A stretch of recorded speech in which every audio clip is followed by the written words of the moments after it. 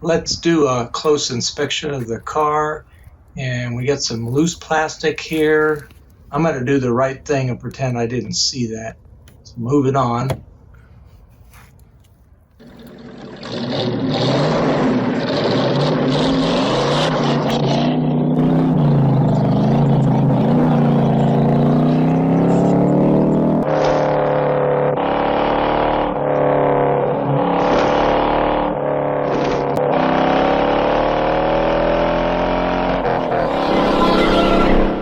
Back in March of 2020, we had taken a trip out to the Midland, Odessa area to see some of the more interesting sites, but due to COVID-19, a lot of the museums and such were closed due to COVID-19, so decided to take a quick trip in December of 2021 here to see some of the places that were closed, and one of them is going to be the Midland Petroleum Museum just off I-20 in Midland, Texas.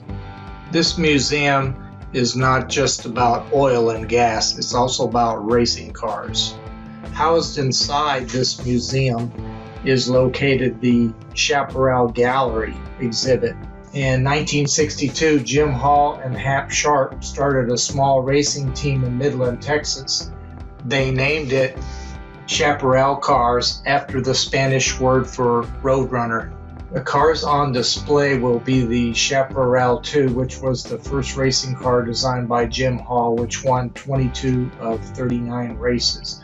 The cars on display are examples of all the cars that they raced in over the years. The museum is definitely worth the visit. You not only learn a tremendous amount about oil and gas, but these cars are very unique, and this was the first time I've seen these cars on display.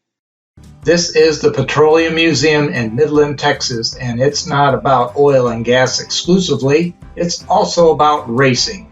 If you are into Can-Am or Grand Prix racing, many of these cars will look familiar.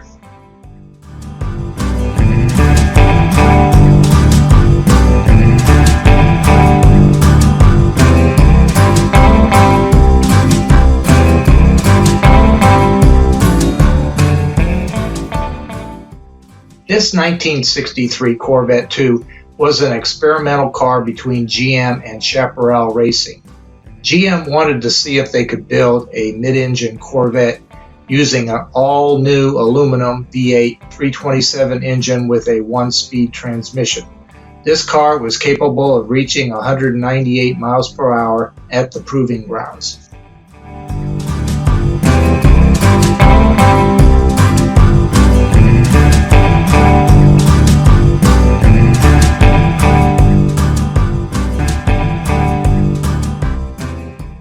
The Chaparral 2E was the first car to use a high wing in Can-Am racing.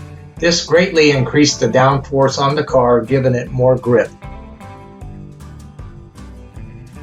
When you first enter the Petroleum Museum, make a sharp left. This will take you immediately to the Chaparral Car Museum portion. This is just a short video of what it looks like as you enter the museum itself.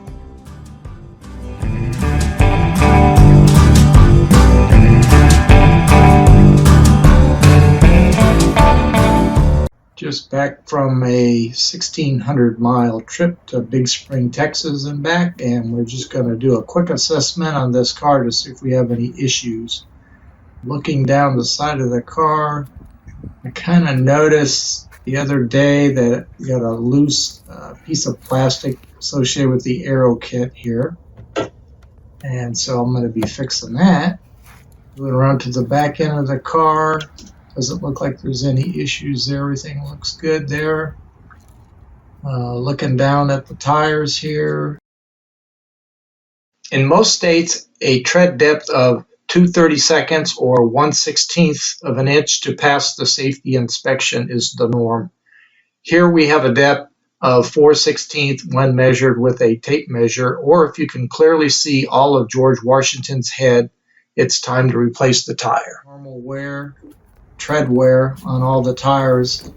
Should easily be getting 30,000 miles out of these tires. Currently, there's 17,000 miles on the car. Front nose of the car is also perfect. There's no chips or anything.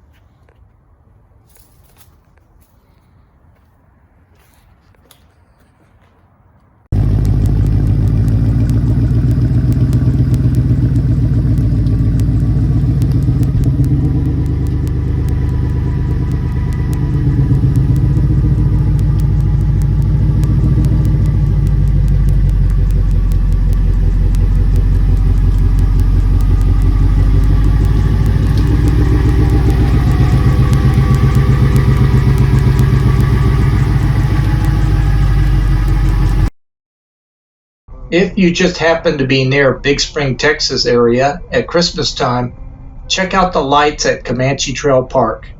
Donations are appreciated, but entry is completely free, and it is a sight to behold. Wow, that's cool. Beautiful. Wow. This was well done right here. It feels like you're in a tunnel. Yeah.